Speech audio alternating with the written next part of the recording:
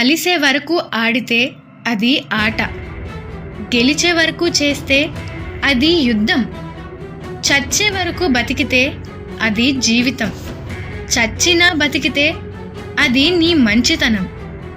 బతికే ప్రతి క్షణం మనల్ని ప్రేమించే వాళ్ళతో బతకడమే జీవితం. ఎందుకంటే మనం మరణించాక ఈ జీవితమే వారికి జ్ఞాపకం. కాలం మారిపోయింది. ఒకరి కష్టం ఒకరు చెప్పుకొని బాధపడే రోజులు పోయి, ఒకరి కష్టం గురించి చర్చలు పెట్టుకొని సంబరపడే రోజులు వచ్చాయి.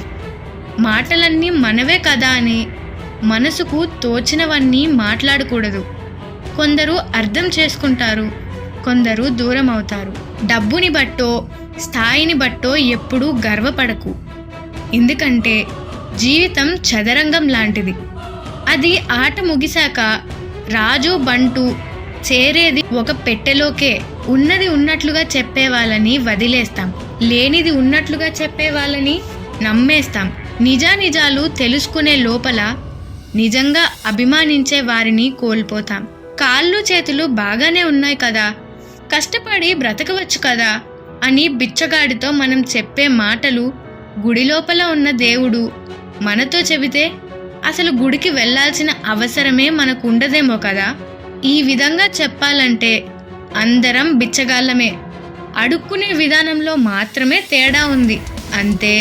జీవితంలో ఎప్పుడూ కూడా ఒకరికి భయపడి బ్రతకకు, ఒకరిని తక్కువ చేసి మాట్లాడకు, నిన్ను తక్కువ చేసి మాట్లాడే వారి దగ్గర వేచి ఉండకు. మరణాన్నైనా ఎదురించి నిలబడు, కానీ విలువలేని చోట ఉండి నీ ఆత్మ గౌరవాన్ని కించపరుచుకోకు. ఉన్నది ఒక్కటే జీవితం. నీకు విలువ ఇవ్వని వారి దగ్గర ఉండి మిగతా జీవితం వృధా చేసుకోకు. గోళ్ళు పెరిగినప్పుడు కత్తిరించవలసింది వేళ్లను కాదు, గోళ్లను.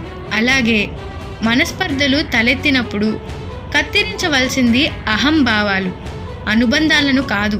మోసం చేయాలనుకున్నవాడు మంచితనం నటిస్తాడు, కానీ నిజాయితీగా ప్రేమించేవాడు పొగరుగానే ఉంటాడు. నీకు నచ్చినా నచ్చకపోయినా.